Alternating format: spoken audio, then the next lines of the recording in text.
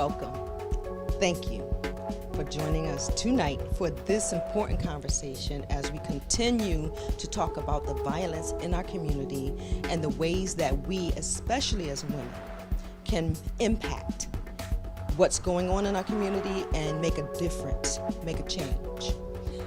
I have a short clip that we are going to start with from the minister talking about community, and then we will go into our discussion about community with the questions that I have sent out. And within the time frame that we do have, if there are any other pieces that needed to be added, please add them, okay? All right, so we're gonna start our video.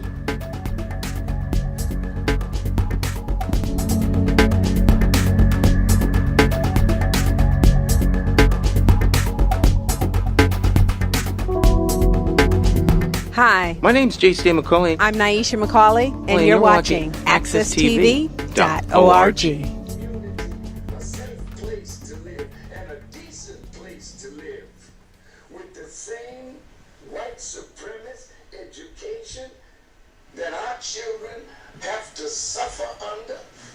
No. So it's going to mean we have to take over the education that our children are being miseducated by. That's not no little weak thing to do. When you start cleaning up your community, the rogue cops will come right into view. You cannot clean this community up if the rogue cops are making money from the drugs, keeping the gang conflicts going, trafficking in our women and girls. 10,000 fearless men. Because we're going to have to challenge the things that are destroying our community. So this ain't no punk time. This ain't no temple time, mosque time, or church time. All the singing and shouting and preaching is over. Get in the streets now. Block by block. We're going to have to clean it up. Some of us may die doing it. Some of us may go to jail doing it. But if we attempt to do it soon, our community will be just like the Chinese community. Come on. Go down to Chinatown and see what goes on there. Who runs the community? Who educates Chinese children? Who are the business people that set up business in the Chinese community? You can't go there and set up no business. Who polices the Chinese community? It's a free community. It's separate, but it's independent. What kind of community we got? Look at the Jewish community. Look at the Polish, the Italian, the Greek community. Set up their businesses, they own their community. We're so far behind with all this purchasing power. Somebody got to teach us, somebody got to show us, and then we got to put the bodies in the street. I don't care. Now, this is airtime, see? This is like the cowardly drone fellas that sit in a room and maneuver bombs, killing innocent people. The airwaves is not enough.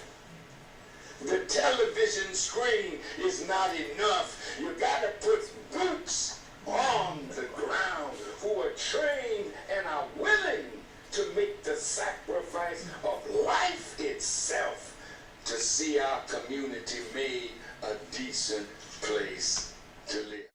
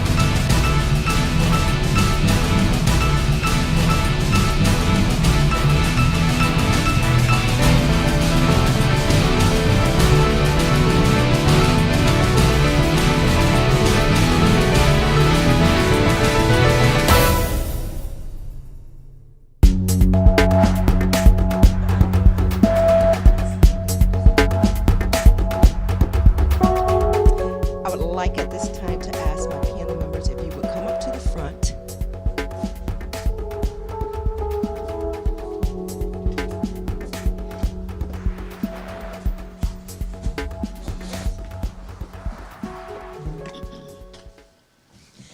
And I would like to introduce our beloved moderator this evening, Sister Michelle Muhammad.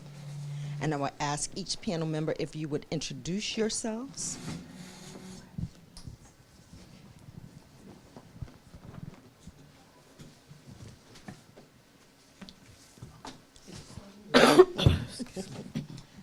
Hello, my name is Evelyn Richardson, born and raised in Hartford, the mother of 7 children and 7 grandchildren, and very concerned about Hartford as a whole, but particularly the north end of Hartford. Thank you. My name is Darlene Childs, and I echo everything Evelyn just said. We have the same concerns. Born and raised in the city of Hartford, mother, grandmother, and a concerned resident. Joe Winch, a member of the Hartford City Council, chair of Labor, Workforce, and Education and Youth. So I'm definitely committed and concerned about what's going on in our communities, and also the host of Get Hip and Get a Grip on accesstv.org. Cynthia Jennings, also on Hartford City Council, and I'm chair of the Parks, Public Works, and the Environment Committee.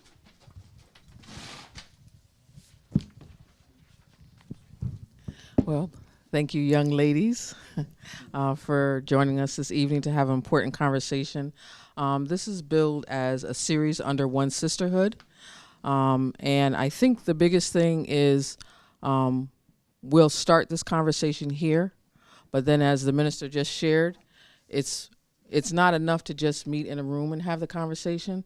We need to come together to put the boots on the ground. We generally tend in our community to have, as we all of you who have been here in Hartford before me. However, we have community-based organizations and a lot of groups, churches, mosques, temples, as the minister mentioned, and we don't necessarily seem to be making the inroads for making our community a decent place to live. And part of the problem, perhaps, could be that we're trying to do it in our own individual silos, okay? So I have some questions that were given to me. As the conversation flows, you know, perhaps we'll throw some other ones in there. But the first question is, for you, what do you see as the condition that we need to address in our community? And anyone would like to start first, or we want to just go straight across the board? Arjo? Okay. And start. Some of the things that I see in our community is that we have a really big disconnect. The older generation are disconnected with the younger generation.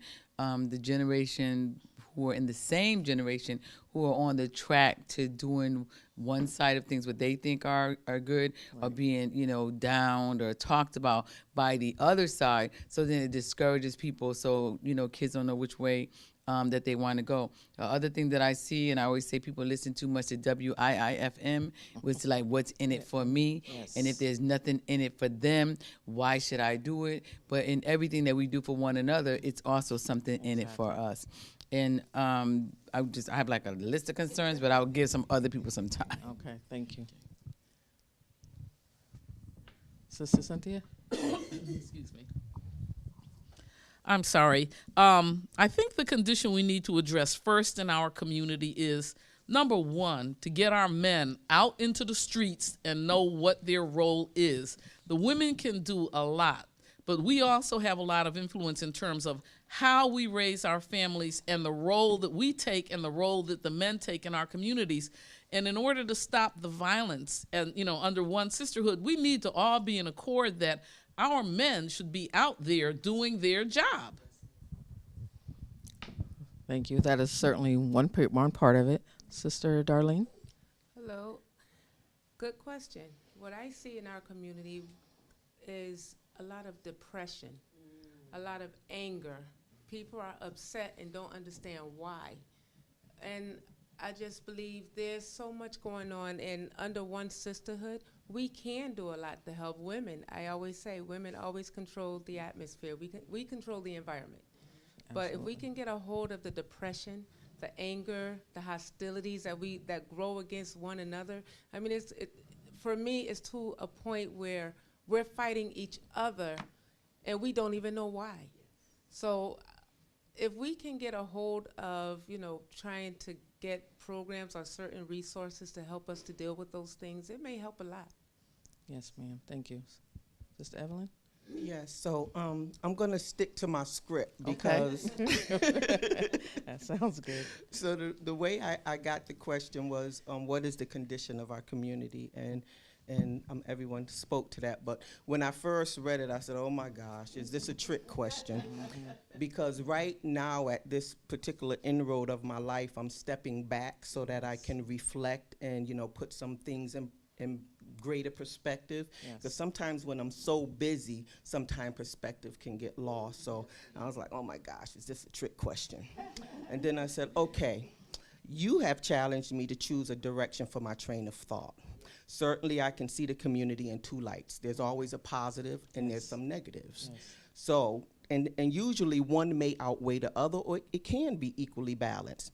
There are positives and there are negatives, as I said, to this equation.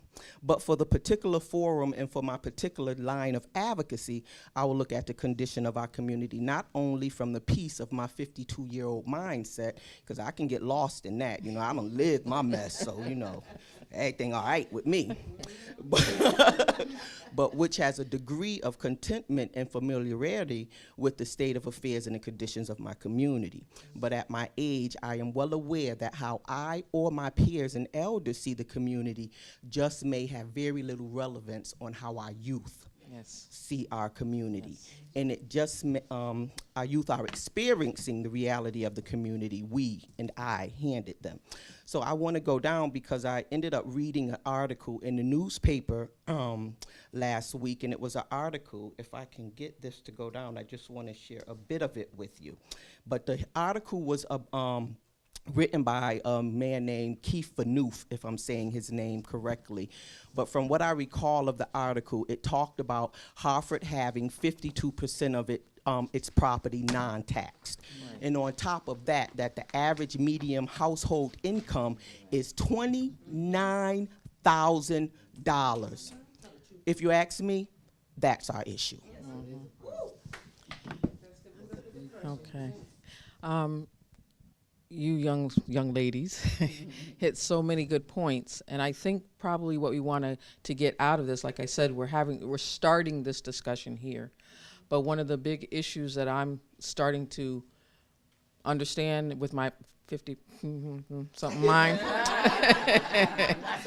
woo, is somehow we have to unite, and I think that we use that word too lightly, and perhaps it's something that we're taught in the Nation of Islam. When you don't understand a word, that's where you get stuck. Because if you really don't understand it, anything that comes after that, you're not responding to properly. So perhaps we need to parse the word unite. What does that really mean? It does not mean that I come to the table so firm in my position that I cannot hear my sisters who each have a different perspective that is just as important as mine, although it may be different. But we have to also come to understand that something has been done to us as a community that prevents us from uniting, not necessarily of any fault of our own. Once we understand that, then we'll have the resolve to fight to unite. We're going to have to do that, because as soon as the forces that feed on our community, that put us in these conditions that we're in, see us coming together to get out from under it, okay, know that they're coming to shake up the bonds that we're trying to formulate. But if we know that, then we prepare for that. And we're able to make more progress than we would make when, as you know, there's so many initiatives that have come in the community that were supposed to be collaborative. They started off, and the next thing we know, what happened? okay? Because there's things that from within us and there's things from without that come to attack that. Because once we make our community a decent place to live, then there's a lot of other communities that might not be so far ahead of us as we see them to be. So when we think about that, now that we know the condition, what is it that we need to look at? And I'm trying to stay with the questions. The question is, why do you think we're in this condition? Thank you, Sister Michelle. I think one of the reasons we're in this situation is because we do not run our households, we do not run our communities, we do not run our schools, we do not run our children, and we definitely do not run our politics. Okay, we are the tool of so many other people's agendas that we really need to address that. And when I talked earlier about our men need to know our role, we need to know our role, and we need to unite with our men and come with a two-pronged approach, because things that the men can do, we can't do, and vice versa. So it's important that we recognize that we're in this situation because we do not run our communities. We do not even run our children, and we allow institutions to do this. So we really have to come together as a sisterhood on a regular basis. We need to meet and come up with some action plans that we need to all agree on, regardless of what organizations we're a member of. We need to agree that this is how we will proceed. And we need to proceed by taking people out who are not looking out for our best interest, and by making sure that teachers or other individuals in the community that may be harming our children or maybe doing things that are not right. And politicians, we need to maintain an ongoing report card of how every elected official is voting on every single issue. Thank you. All right, I was going to ask for a definition of taking people out, but I'll go. I'll go on to answer the question. Remove them from power. Okay. All right, I'm clear now. Thank you for the I'm clear now. clarification. Remove them from power. One of the things that I think that's very, very prevalent, nowadays, say, how do we end up in this condition, is that, government has gotten so far into the parenting business and into the households that mothers and fathers are afraid, to discipline their children. Nobody should hurt their child, but you should not be afraid to discipline them, so that the child ends up basically running the household. Let's say live at 359 Signey Street, because there's definitely a dictatorship in there, I'm telling you. So, and then and parents don't realize that you have the right, to discipline your children. You don't have the right to hurt them. Yes. You don't have the right to punch them, knock them down the stairs, do all those things that you should not do anyway. But you do have, with limitations on what is effective, because every single child is different. Right. I got 3 grandkids, and every single one of them have the same parents, but they're not the same people. That's right. So they all come with their individual personalities. So what punishment works for one doesn't work for the other. Right. So you, as a parent, you got to figure that out, Yes. without doing your children, harm. The other thing that has led us into the situation that we're in, that the laws aren't equal on this side of the fence. Right. The laws read the same, but when they're enforced on the right or they're enforced on the left, they're not enforced equally. Right. So that's another thing that not only we have to contend with as parents, but children have to begin to learn that, because as things happen, they don't see it, they don't understand it. But as they grow older, then they're like, okay, well, when Johnny got in trouble, Johnny got this, but when Daquan got in trouble, Daquan got that. Yeah. So why did, Kwame get this and Junior get that? Right. But kids begin to figure those things out. And then, like Councilwoman Jennings was saying, but that's on us, because we should have more lawyers, more educators, more policemen, in our communities that represent our community, and they have an understanding of where each individual comes from. Right. And so that way they know better how to deal with them and can govern, and, the laws will appear to be more equal, even though every single situation, every criminal is different, like every child is different, but the outcomes, should always be a positive. Yes. Thank you. On this side of the table? Can you ask the question again? Why do you... such good answers. I know. Excellent. Why do you think we're in this condition? Again, echoing what Arjo just said, the government. I believe back in the day when and not to go back to my day because I know it wasn't that long ago. Right. Okay.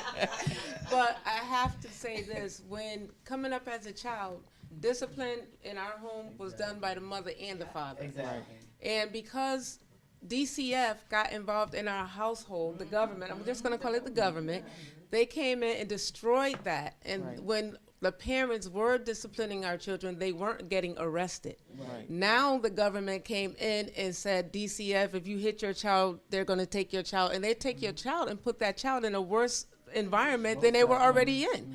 So now that child is being abused by a total stranger because the parent is afraid to discipline their child because now if I hit you, you're gonna call the cops on me and the cops gonna come and arrest me.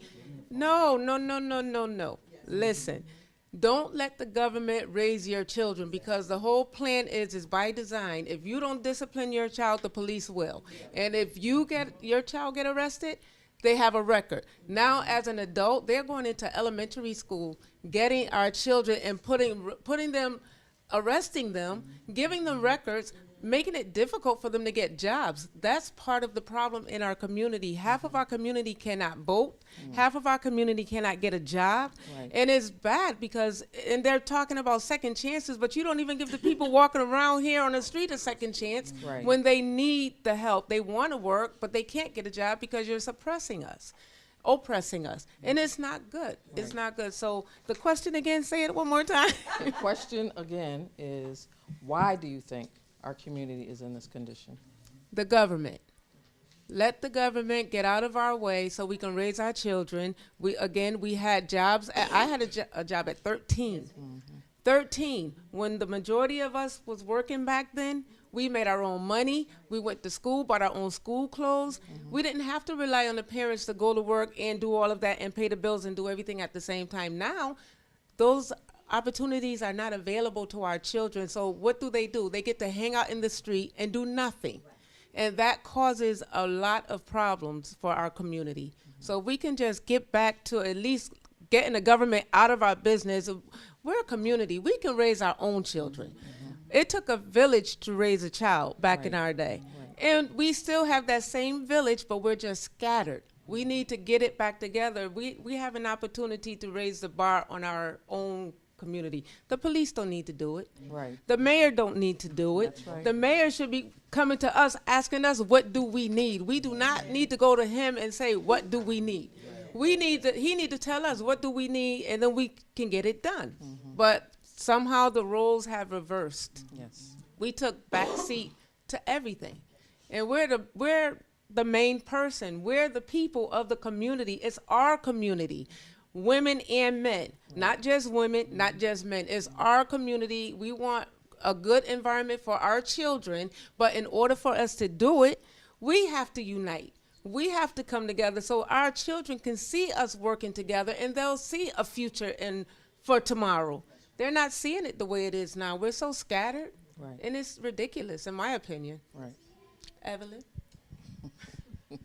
So staying in the same vein of where I left off with what I seen in the community, we're talking about how did we get here in my perspective. So I'm going to bring it back a little bit further, and I'm going to say what I honestly believe, that desegregation was the beginning for all of this type of all of these things, the segue for this all to happen, by not being allotted our own, but being forced into impoverished communities. When desegregation took place, the economy had a greater opportunity to decline because most of the people who had the money had an opportunity to go to other places. But what did they do in the communities where some of us, the ones that couldn't get out, there was redlining taking place. Banks weren't giving us money like they were giving the people they were sending to Weathersfield and Avon.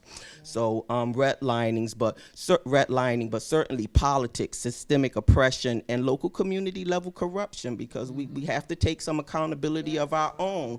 There are some of us who want the money instead of to do true leadership that benefits all of the people. And I love the church, but I'm gonna say our churches bear some of the responsibility as well. And trust me, I'm not saying that the church is bad, because I consider myself very heavily a part of the household of God. So I'm not saying that it's bad, but I want to say that, that we know that if you're looking back at what the statistics are saying, if the average household, and I'm one of those households, I'm not ashamed to say, that's making under $29,000 a year, taking care of 3 kids, but guess what? Not only 3 kids, because all 7 of my kids and their kids come and eat my food, come use my hot water, come plug up their phones to use my electricity.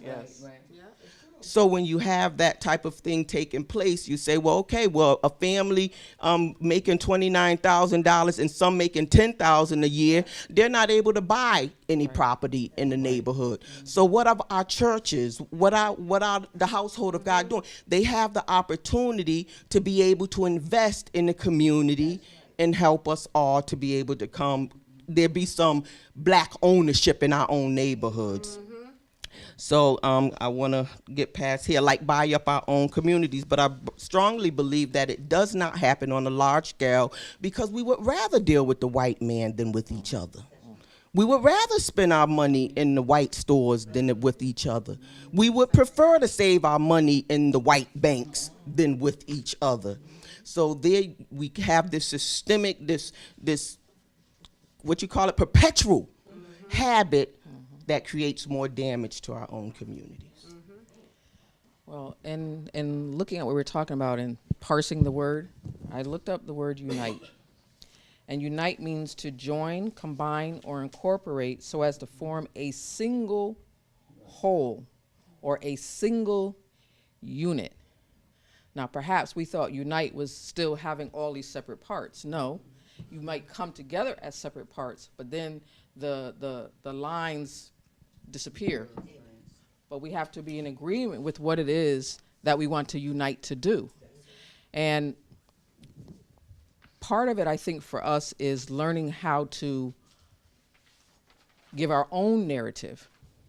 Because in the climate that we're in, I see that a lot of us, even in our own community, are very emotional about things that are coming through, say, social media, or coming through on the quote unquote mainstream media. But what do those things have to do with what it is that we're trying to accomplish each day, say, in our individual homes? When we look at ourselves individually, your family, your children, your grandchildren, for some of us, there'll be great-grandchildren, there'll be other children down the line. What is it that you look to will to them, if you will?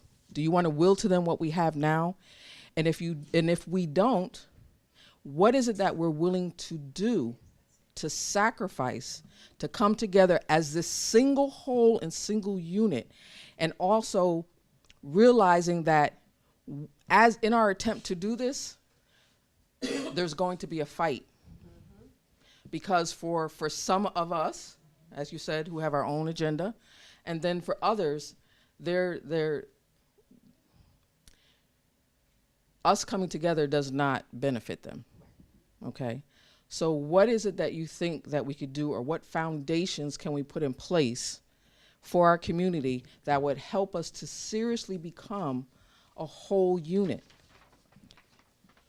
Keeping in mind, too, reflect on the things that we're hearing as narratives coming from these other places that tell us, as in our community, men, women, the youth, the elderly, like they're saying, we're losing our youth.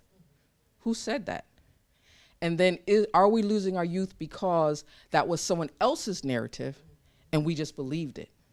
So we backed away.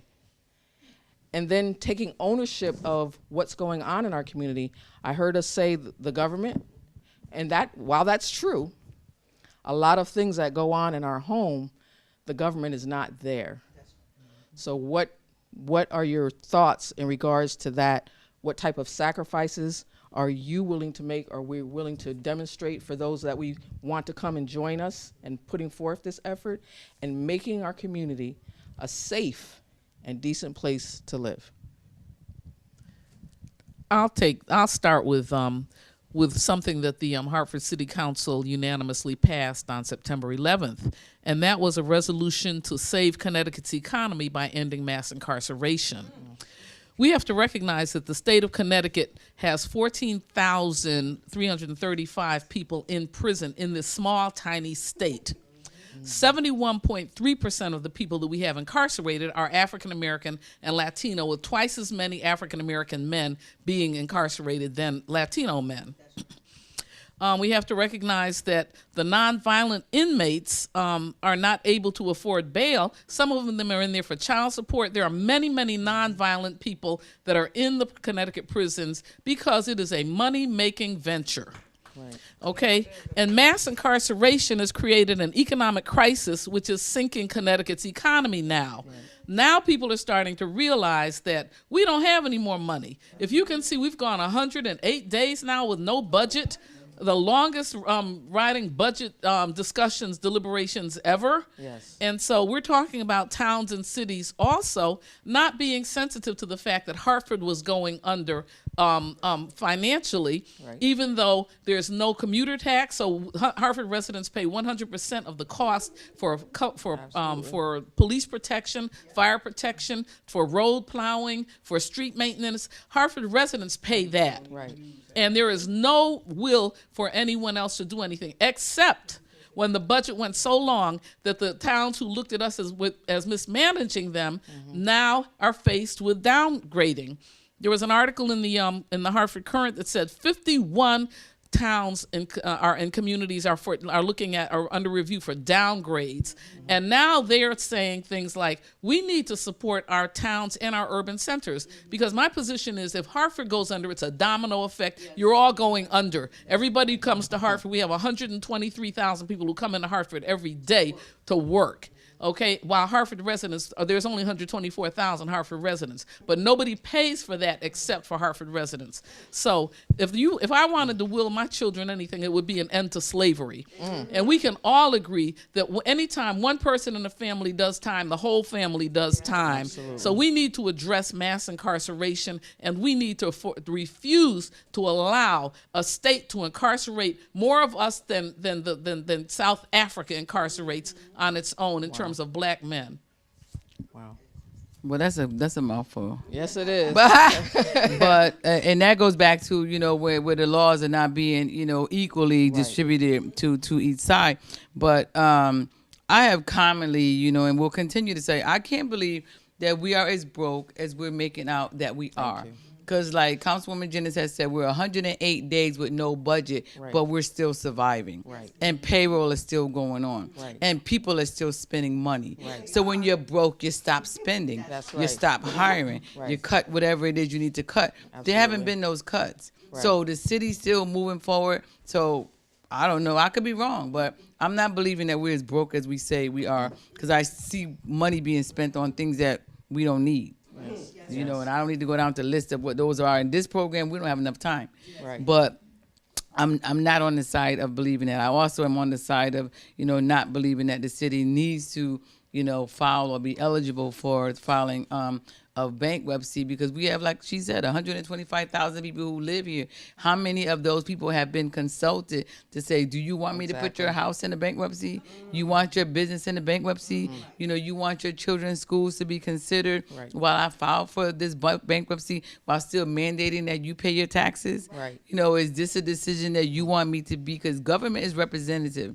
I'm a representative government person. I represent the people. Right. So I'm supposed to give the people what the people want. Right. When the people say, okay, this is what I want, okay, then that's what I go and fight for.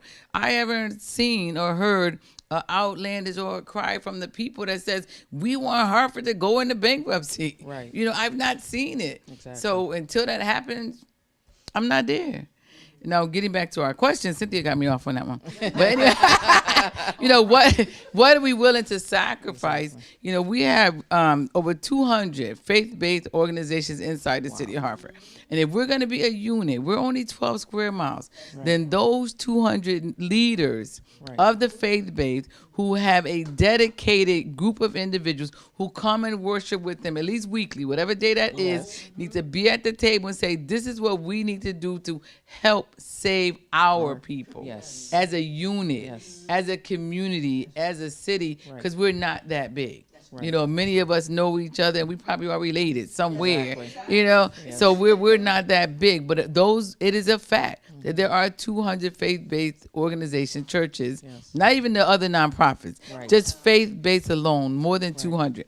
And that means that there are 200 leaders. Right. So those 200 leaders need to get together for the benefit of the 125,000 Right. of the rest of us. Yes. And say, okay, this is what we need to do. And then of those leadership, there needs to be, you know, more units so that there don't be 200, but maybe they're 150, twiddle down to 75 to 50, till we get to a core group that goes out and say, okay, this is what the group wants, and this is what we need. Because until we start governing ourselves, Right. until we be careful about who we put in office, because remember, we elected every last one of those people. Right. You know, we put them all in office. Right. You know, women got to take but partial responsibility for not having a woman in the White House right now.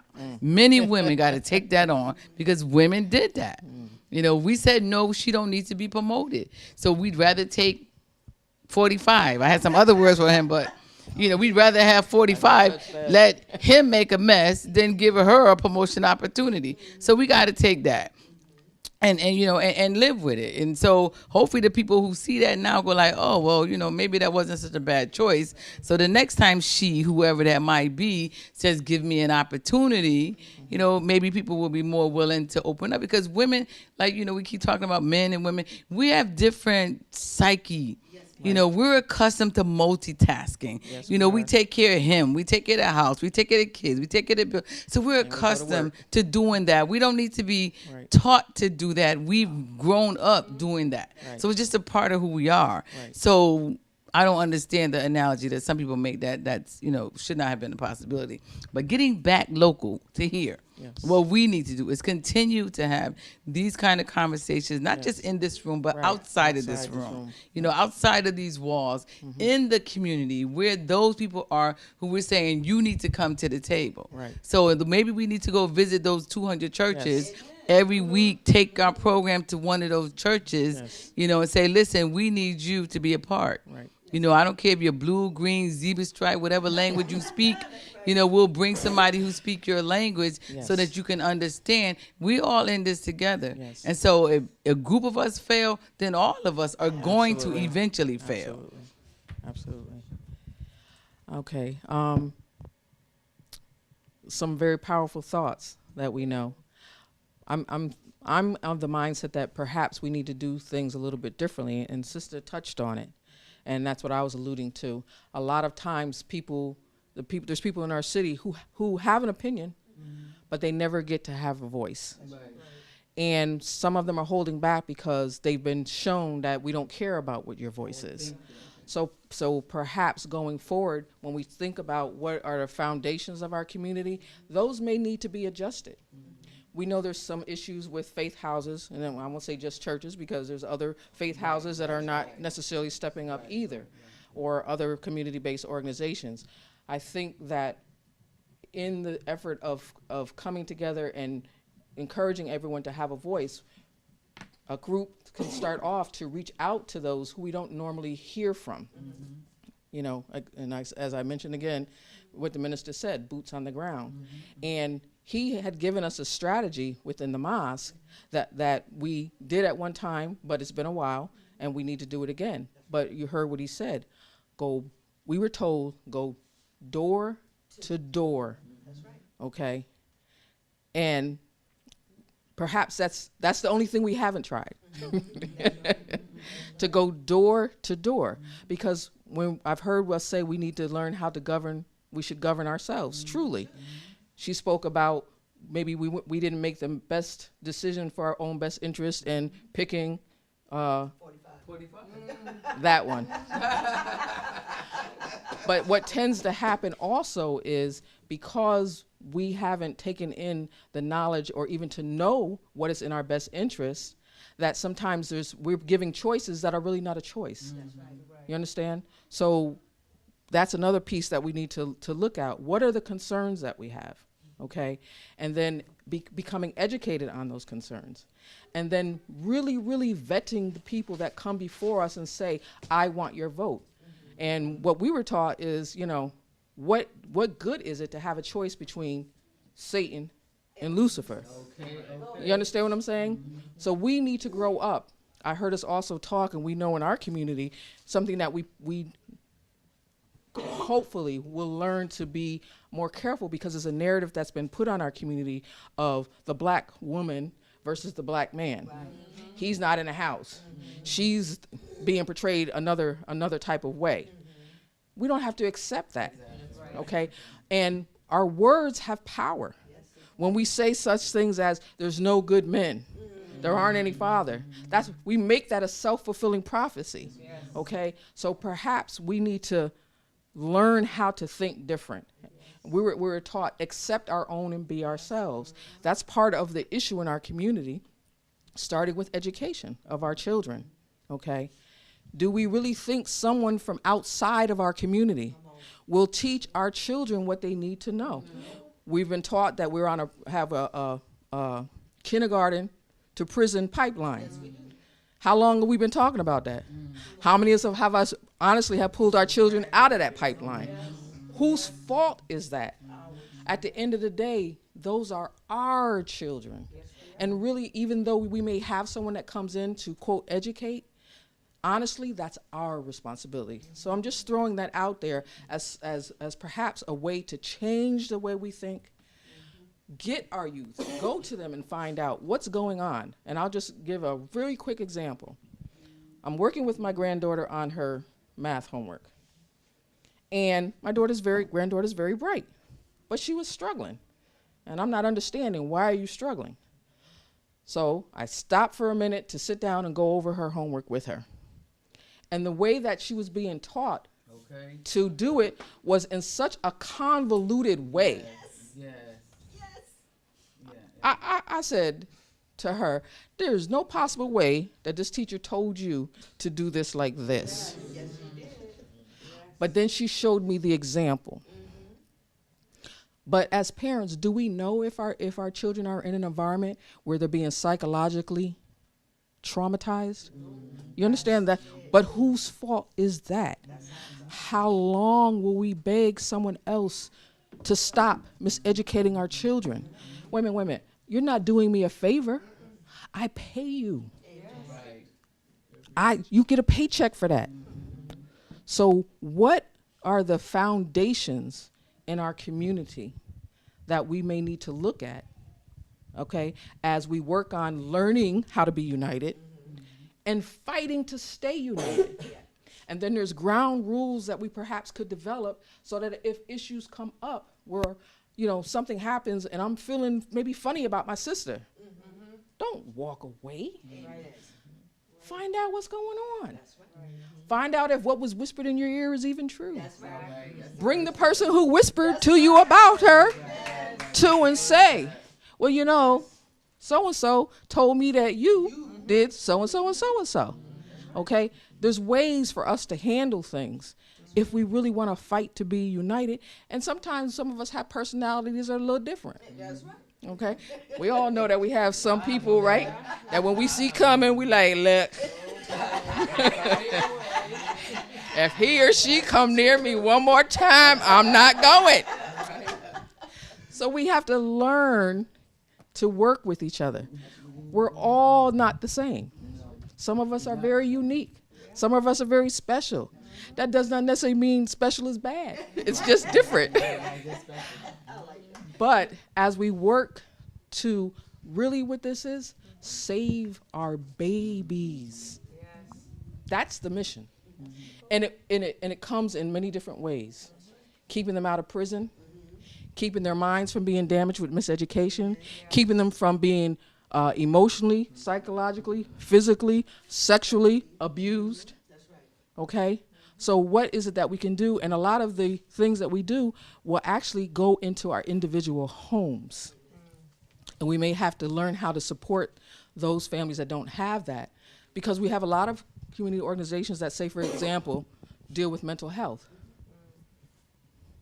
The minister taught us, well, if you have a PhD in psychology or psychiatry, then we would think, because you're a professional, master at that, you should be able to help to seriously improve or perhaps cure the mental health issue.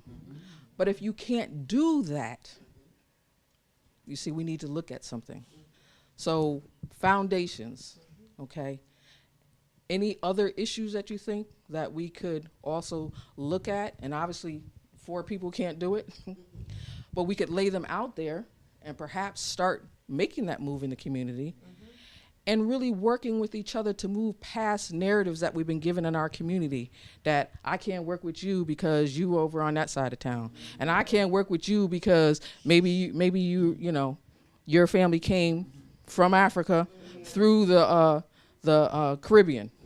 Yeah, I mean, there's a whole lot of divisions that we're being given that we just accept that are killing us. So, Sister Darlene, any thoughts on any other foundations in our community that?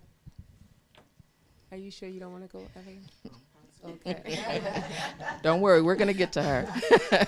Actually, you know, as you were speaking, so many thoughts came to mind, but one major thing that really stuck in my mind was parenting. Yes. I think our community, our family structure needs to be strengthened. Yes. Because when I look at the family structure now compared to, again, I'm comparing back then, but That's right. our family structure now is very divided. Yes. And this is why I believe our children are lost. Yes. You know, people are confused, and Yes, ma'am. the belief system that's in place, nobody trusts. Right. So when you have all this confusion in a community and there's nowhere to go to get help because the very people you think that can help you don't help you. Right. There's so much confusion, so much distrust Right. in the family and out of the family. Right. We don't even trust our own neighbors. We don't trust, you go to work and there's no trust. You Right. know, I don't know how we got here. I do, but Right. I think the parenting has a lot to do with it. And I believe the major factor of that was drugs, alcohol, Yes. and even sugar, believe it or not. yes. Even sugar. Yes. I mean, all the sicknesses, the health, the Yes. diseases that we're combating on a daily basis. Yeah, I mean, Right. like you say, you try to help your granddaughter with the homework and you saw how they were teaching. They're not teaching our children what they need to learn, how to open up a business. Right. They're not getting that education. And Exactly. honestly, when I went to school, they didn't even teach me that. Exactly. I learned a lot when I went to college. Right. And I was surprised because I'm thinking, whoa, wait, didn't I get that? I should have gotten it from Yes, public school exactly. and didn't get it from public school. And that was just going to school, putting my name on a piece of paper, having fun all day, and they're passing you. Right. You know, and that's right. what our children are going through today. And on top of it, the children today are going through the bullying. Right. So I mean, it's like so many different factors of our foundation in the community that has been deteriorating for the longest, and it's right in front of our eyes. And I like to say that we're sleepwalking. And when we wake up, it's like, how did we get here? Right. You know, we're confused, we're dazed, and things are happening in front of our faces, and no one knows how it happened. Right. But it's right there in front of us. All the evidence is there. We have to stop accepting Right. a lot of the things that are going on in the community, outside, in the house and outside of the house. Yes. But I believe in terms of the home itself, we're responsible for our own children. Yes. We have to discipline and teach and instruct and provide them with everything they need. They should not have to go next door to get it from a neighbor. Right. I understand now by design how everyone is working different hours, and you know, we have to maintain our home structure. But again, by design, it's by destruction. It's genocide. I mean, the government, and I hate to keep putting it on the government, but when it's an open door, he's going to come in and he's going to interfere. Right. So, yeah, you're right. Where the government is not there, but the government is there Right. because lack of. Right. There's a lot of lack in our community. We have lack of self-esteem, Right. lack of parenting, lack of trust, Right. lack of love, lack of all this. It truly contributes, in my opinion. Yes. When I sit back and I look at my people, and my people meaning human race, I see it in all colors, black, white, Puerto Rican. When I look at our people and I see the stress, you know, what we're going through on a daily basis. We work hard every day. Yes. And whether we're making 29,000 or 50,000, it's still a struggle. And I always say, there's no millionaires in North Hartford. We get up every day to go to work to right. get so we can provide for our families. And Evelyn is right. Right. It's not just me taking care of who's in my house. I'm taking care of my household, my grandchildren, my cousins, my friends. People are still coming by asking and asking, and you're still providing because you don't want to see them fall. Exactly. But what do you do? How do you get out of it? How do you control a whole community behavior to let them know, or to get them to understand, you can do what I'm doing.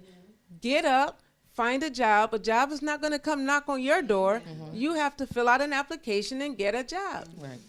But our behaviors, what I see is a sense of entitlement. You know, entitlement in all races means something different. Right. And I see it all the time. Entitlement for us means just let me get up. I'm entitled to get up and go to work and support my family, and we're barely doing it. Right. But in another community is I'm entitled to get that because more and more and more. Right. You know, it's like entitlement means so much more to so many different people. And when you're looking at certain groups, I'm not even going to go there, but Right. Yes, ma'am. I just believe like the foundation is a lack of. We need to improve on our lack so we can have the things we want. They're not going to come in here and drop anything in our community other than guns and drugs and you know, things like that. The things that we don't need, that's self-destruction, that's genocide. Right. So those things are creating a genocide, and we're killing each other from within our own community Yes. because they were doing it. Now that the civil rights came in, they can't do it as readily as it used to be done. Right. But now it's working against us, where we're killing each other. It's like crabs in a barrel. Yes. Everybody's fighting for the same thing and trying to outdo the next person, and this Right. is why the distrust comes from within our own community. Right. Everybody's working in silos for the Right. same thing. Right. And the little bit that we get, we're fighting over crumbs. Right. I want to fight over a cake. I don't want no crumbs. You know, if I'm going to fight, let it be worthwhile. Yes. And it's not for me. I want all of us to achieve Exactly. something in that fight, not just me. Right. But in the community that we live in now, most people is about them. It's the I generation. Right. And when our youth are going out applying for these jobs and can't get a job, or not, and we always talk of the youth. I say it about the adults, Right. the moms and the dad.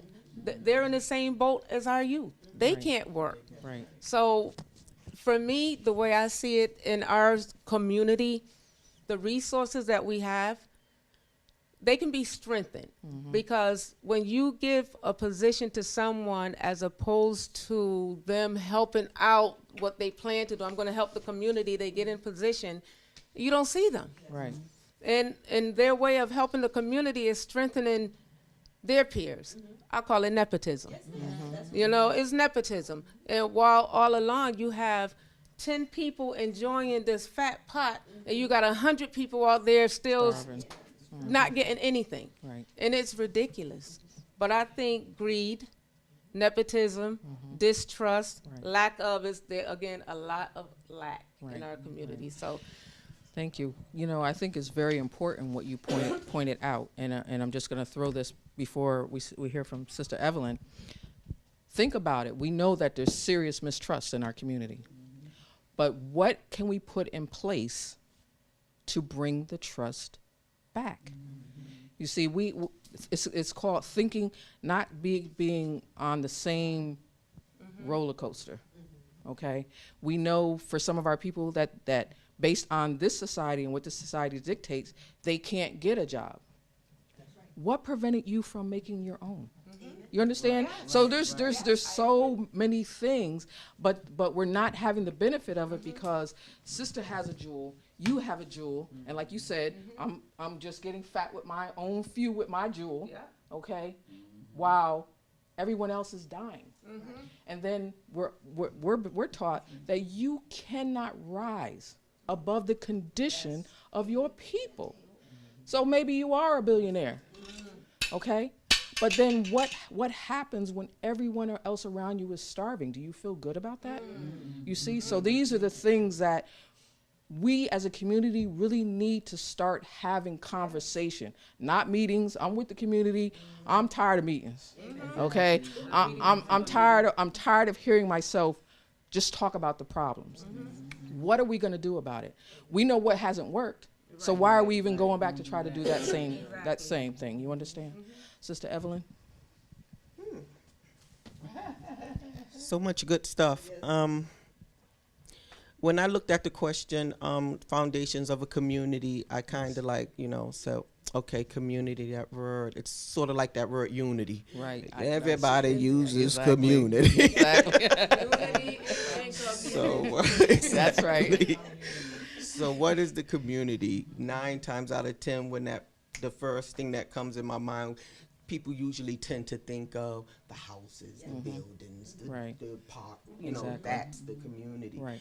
But the foundation of a community is the people. Yes. The people Yes. are the community. Yes, ma'am. So, and everyone's alluded to that. But and I had to double back and I had to look in the dictionary and say, well, what is foundation then? Right.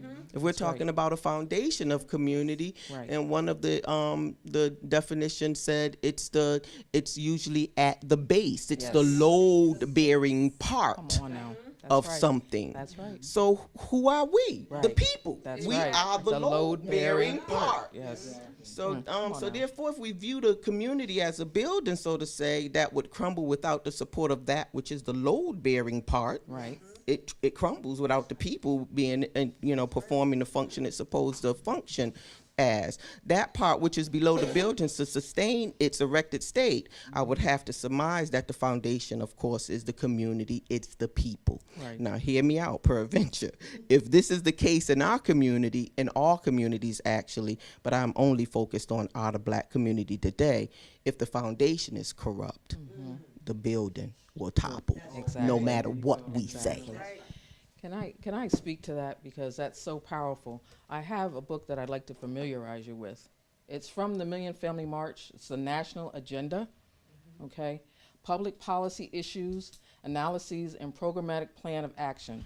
It was supposed to be from 2000, as you can see, to 2008. But because we're slow, in 2017, okay, because we're special. In 2017, this is still very relevant.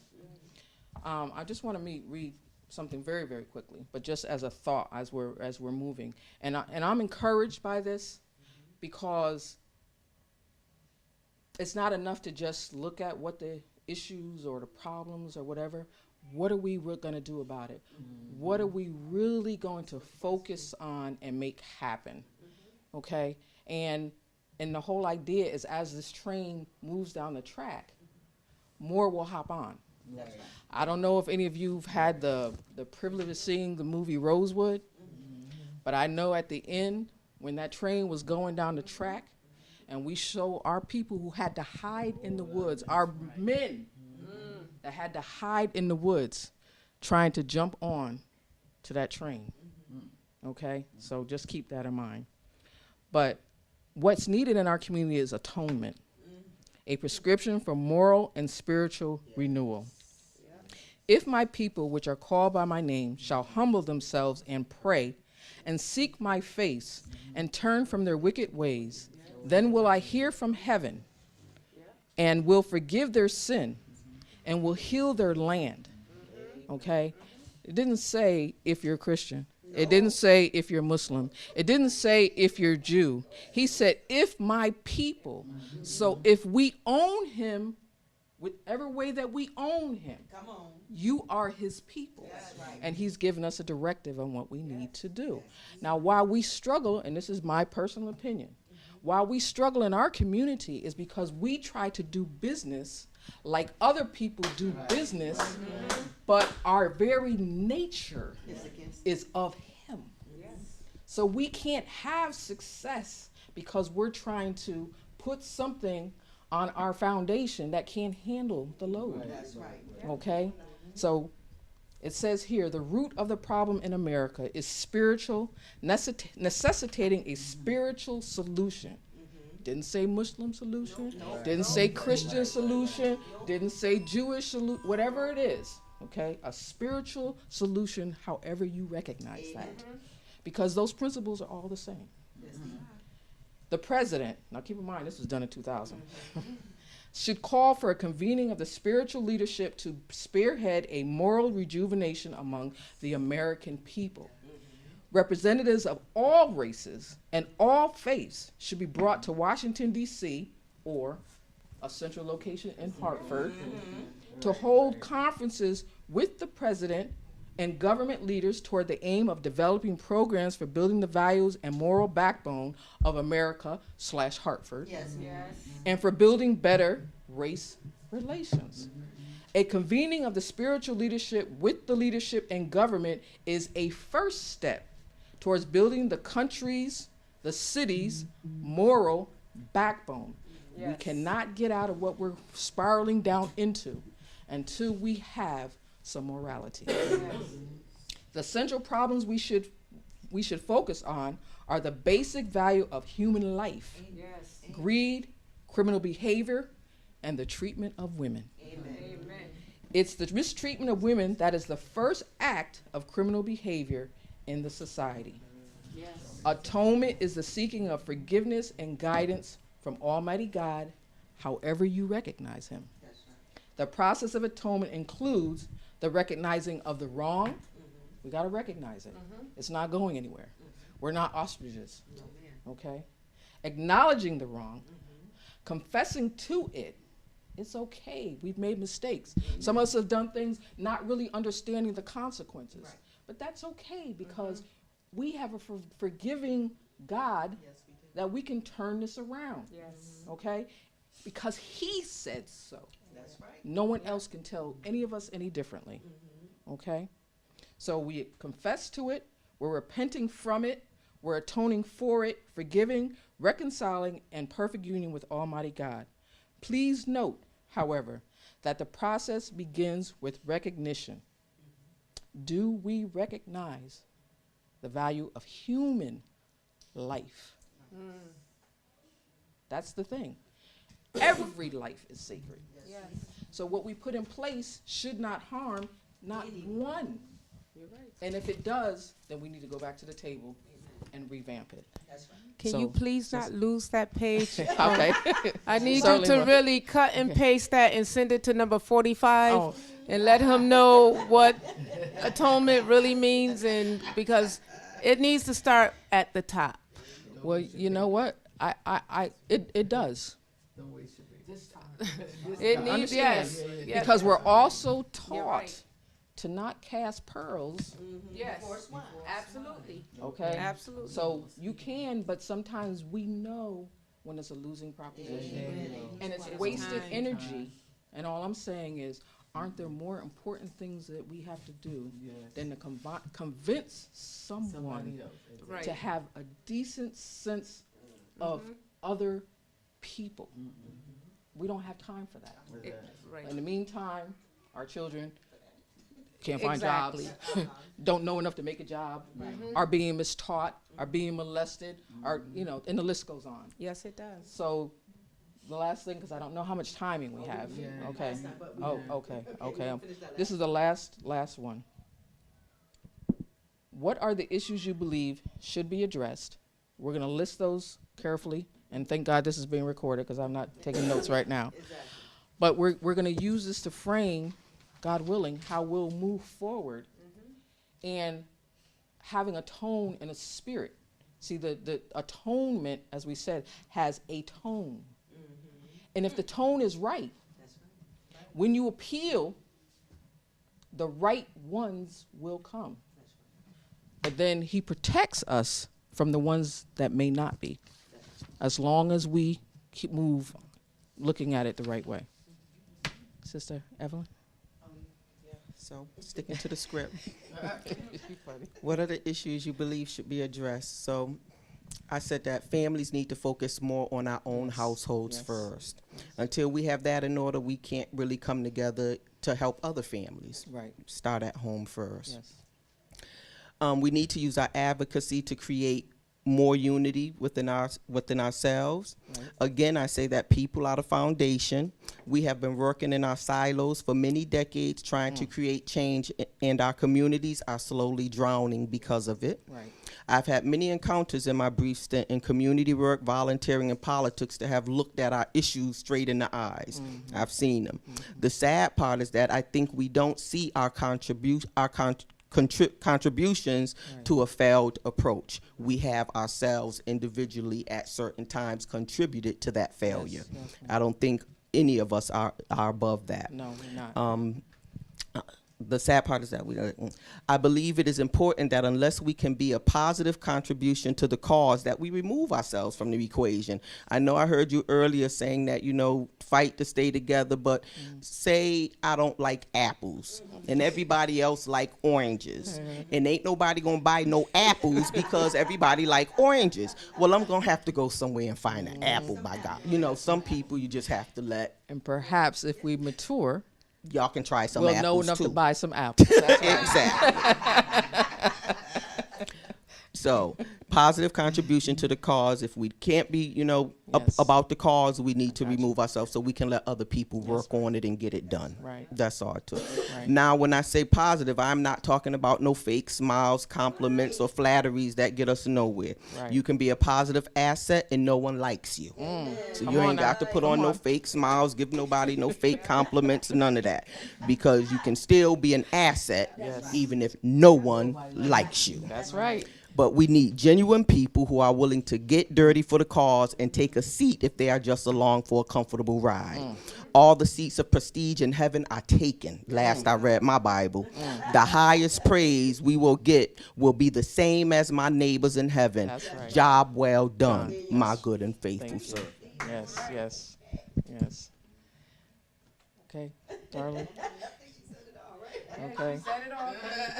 Did anyone? Well, I was trying to list the things, trying to just make things quickly, but Evelyn let me kind of like get to the last one that says, because I know Councilwoman Jennings and I know a lot about not being liked but still being effective, and still making things move. And getting to my list of things that I think we need to address: bullying in our schools, youth and adult employment, respect for one another, and forget about what they say. Right. It's more about what we say. Yes. So that's what I think that we need to do. And we need to be careful about electing people who we want to understand our issues. Right. No, elect those who already know and understand your issues. Yes, thank you. Thank you so much. I wanted to say that earlier, Councilwoman Wentz stated that there are 200 plus churches in our communities, just in Hartford, within the geographical boundaries of Hartford. Right. Now, one of the things that we have to recognize is we need to do our own research. According to a CNN report, the state of Connecticut spends more for each person incarcerated than it does for each public school student. So that's an issue right now, and it's an issue right now that we can get support on because there are many people that are concerned about the budget and how they're spending their money. So maybe people don't want to spend $8,000 to $10,000 to keep African Americans and Latinos locked up. And the truth is that mass incarceration has hurt our people. It is a major civil rights violation. We do not have 71% of the people in Connecticut that are African American and Latino, okay? But we have 71.3% in the prisons. Right. So we need to recognize that. The other thing that the state of Connecticut needs to do, and we need to take our 200 churches and institutions in Hartford and plus and in other urban centers, because Bridgeport is now they are planning to introduce the same resolution. It's hard to get everybody on council to agree to one thing, but every single person on our city council agreed that mass incarceration needs to be addressed in order to balance the state budget. Right. And we have shared it with every single elected official since we passed it. Right. Now, the other thing that I'm saying is that the state of Connecticut should automatically expunge the records of every individual who has ever been incarcerated for any any nonviolent crime in Connecticut, so these individuals can be integrated back into society, have their lives restructured, and have an opportunity to enter the workplace without the stigma placed on them because of mass incarceration, which is driven illegally by race, color, and national origin in Connecticut. So if there's one thing that we all can agree on, it is that this is the major human rights issue and civil rights issue that we have in Connecticut. We need to make the legislature address the fact that these people need to be freed. They can readjust it's 10% of what it costs to have them treated outside of the prison structure. Right. So it would save our economy. And there is no other place they're going to find the money. They're horse trading now to find the money. It's not there. It's in the prison system. Get rid of it and do like they did in the South, free the slaves. Amen. Well, I'd like to thank all of you. I hear snapping in the back. I think we're doing good. But we're going to close it up. I know that there will be another One Sisterhood discussion because there's so many issues. But the next time we're dealing with the actual solutions and then the actual next action steps to reach anyone who wants to have a voice. If they've quieted your voice before, don't even worry about it. Now's your chance when we come to you to speak up so that we can make a change. We cannot afford to lose another generation. So thank you for your time and enjoy the rest of your evening. Okay. Wow, this was absolutely wonderful. It really, really was. The thing that keeps coming to mind for me is that we are taught that self-improvement is the basis for community development. Self-improvement. What we bring to the people who are the foundation has to help them improve self. And I want you to let that circulate and think about that as we go forward to come together for action steps. Self-improvement. Okay? Thank you so much. I really, really enjoyed this. And we will see you again.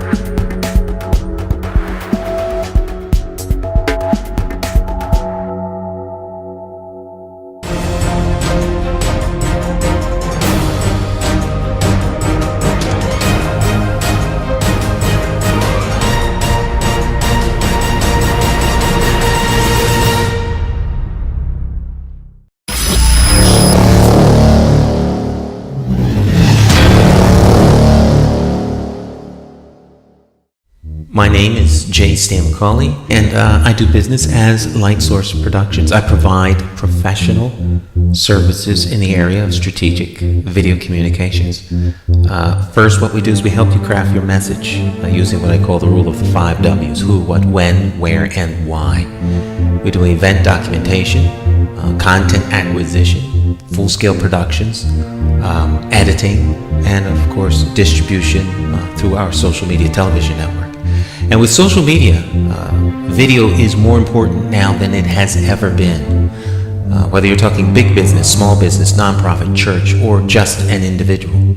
Let's say you're planning an event, a wedding, whatever the case may be. But let's say a big event, but no video. And you spent all this time, all these hours to put this event on, and maybe 100, 200 people attend the event. But more important than that is that thousands could attend by watching it on social media. But of course, you don't think about this until after the event is over. You can't afford not to capture it for social media. And despite what people think, I am affordable. Give me a call. Let's plan your next video project and share it with the world on my social media television network. I promise you that you will have the attention of one person. me.